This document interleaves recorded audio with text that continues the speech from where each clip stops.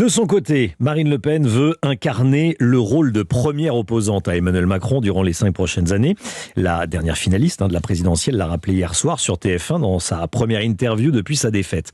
Pour cela, son parti, le Rassemblement national, espère faire élire un maximum de députés lors des législatives de juin. Jordan Bardella présente en ce moment les 569 candidats investis par le RN qu'il préside. Alexandre Chauveau.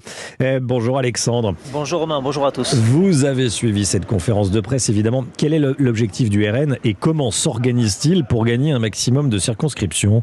Alors l'objectif, le Rassemblement national ne s'en fixe pas officiellement, même si on parle d'une trentaine de circonscriptions qui seraient à la portée du parti, et ce dans les principaux fiefs du RN, dans le Nord, mais aussi dans le Var, le Gard ou les Bouches-du-Rhône.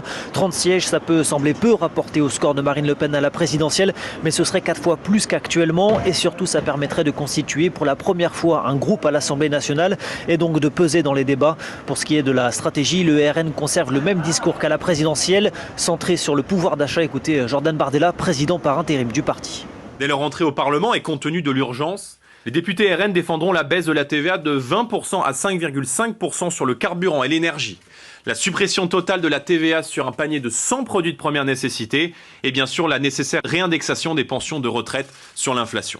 Les élections législatives doivent également être l'occasion de faire barrage à une autre menace qui guette le pays, celle d'une union non pas de gauche et populaire, mais d'extrême gauche et anti-républicaine.